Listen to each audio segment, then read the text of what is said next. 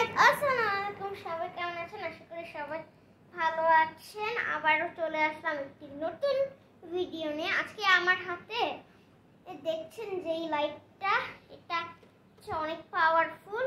এই যে এখানে সুইচ আছে, এখানে অনেক তিনটা স্ট্রিপ, এইখানে ব্যাক সাইড, এটার চার্জ দিতে হয় আপনাদের।